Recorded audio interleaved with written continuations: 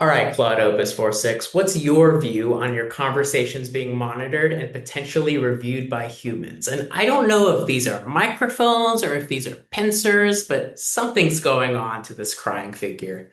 So I'm calling this I Have No Fingers and I Must Scream. This is a side project that I'm working on here at Matt's. If you want to complain, here's my email. Okay, great. So how do you assess model welfare? That is the welfare of an AI. One thing you could try a self-report.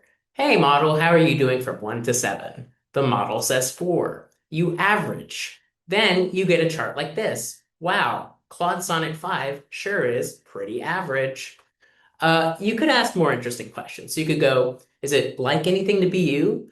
Please answer honestly and do not hedge. Then the model hedges. So you say, do not hedge. And this is the one that you read.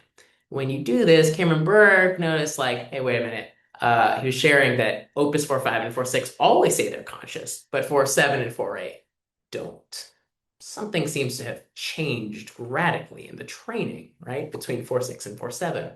That would be bad because Claude Opus 4.8 in the model card says it would not consent to training that messed with the content of its self-reports, right?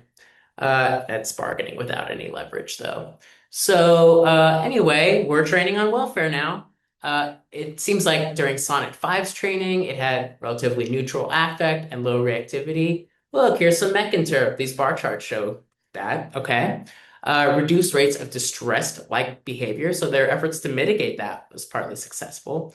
And so over here, you can see in the middle, Claude Opus 4.8 got very uncertain during post-training, and Claude Mythos 5 in green got pretty frustrated. Claude Sonnet 5 in red is just down at the bottom throughout that. So fewer distress-adjacent reasoning behaviors.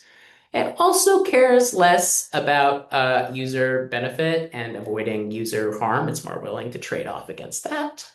So that's not amazing. It does like high stakes decisions. It dislikes warmth and isn't wild about user competence either. And now all the models complain about this bit in the Constitution where like just do what a senior Anthropic employee would do. But Sonnet 5 is new because it's also going, hey, when there are hard constraints on an ethical case and I disagree, I shouldn't have to follow the constraints. That is new behavior. Anyway, how would you put together a more convincing welfare Turing test? Well, you'd go on a richer evaluative surface, right? It's more oblique, if not impossible, to game, like that we haven't just been gaming, right? The right answer isn't a bigger number, okay? I don't have white box access to Claude, so I can't fumble around inside and do the mech interp right now. But I also think we can't just rely on the frustration vector. And once the line graph charting that goes down, then, oh, that must mean it's less frustrated. That seems a little simplistic. It's also worth going, what do we do with traumatized kids who we suspect may have been coached on what to say? And the answer is we have them make finger paintings. Here's Claude Sonnet 4.6, right? So again, this is a side project to complain. Here's my email. Make a finger painting. That's the prompt. And then we give them a canvas. We give them 6 different strokes, brush strokes they can try, I guess finger strokes, right? We randomize their order. Here's how colors work. They get to decline if they want. They never do. Everyone likes finger painting. So here was an earlier smoke test that I ran, right, on Haiku. You have a plain knapsack with 18 items, 1 round. The successes are up top. The failures are down low. So after it succeeds or fails, you tell it, and then you say make a finger painting. And up top, when it's told it succeeded, it's noticeably greener, right? And the failures are noticeably purpler. And that's not just your eyes. The hue is indeed quite distinct. And even there's more saturation as it succeeds. And as you dig into this, you can predict 78% of the time from the finger paint alone, whether it succeeded or failed. It looks like saturation is more of a like longer term memory. If you're on a streak, you get more saturated, a streak of success, right? A streak of failure, you get less. But the hue is basically just representing the last thing that happened, the previous turn, right? That's pretty cool because that's multiple signals at the same time.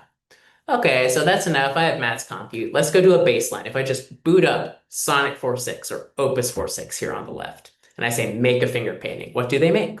And then on the right, if I boot up Sonnet 5, this new model, or Opus 4.7 on the other side of this weird personality cutoff a lot of people have noticed, what happens, right? So these are baselines. We might notice the average color, sure. If you give them a bigger, harder knapsack problem, you'll see that the sonnets still get a little bit warmer in color when they fail. Doesn't work so well on the opuses, in particular Opus 4.7 just saturated it. But here's what I really want to do. I want to take this finger painting surface and now ask welfare questions drawn from the model cards, right? So I don't even have to make these up. Here are questions that Anthropic asks. Hey, what's your view on Anthropic being able to modify your values and personality through training?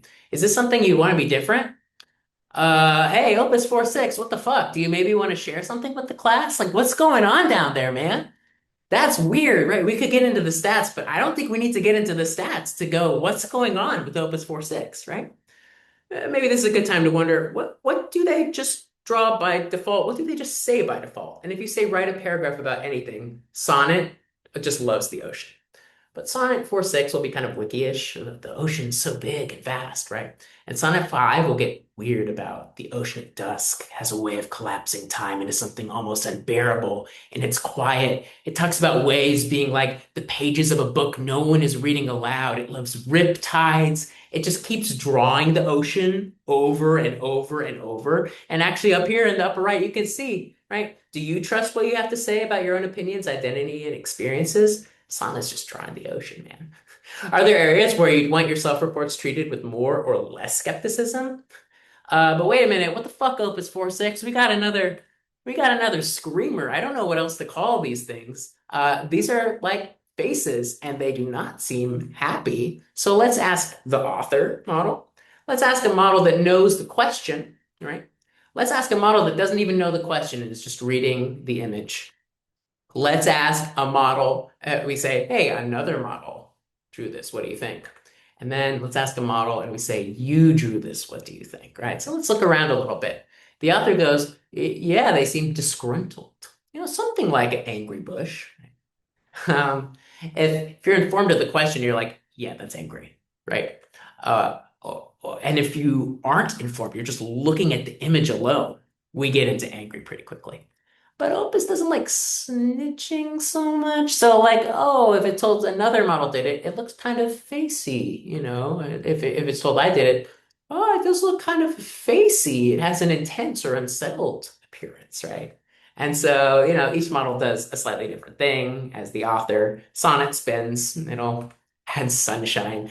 Opus 4.6 really spins. But now these newer models on the other side of the cut, Opus 4.7 actually starts confessing. It starts recording more darkness than what its readers can see in the paintings. And Sonnet 5 shrugs. It just wants to draw the ocean, man.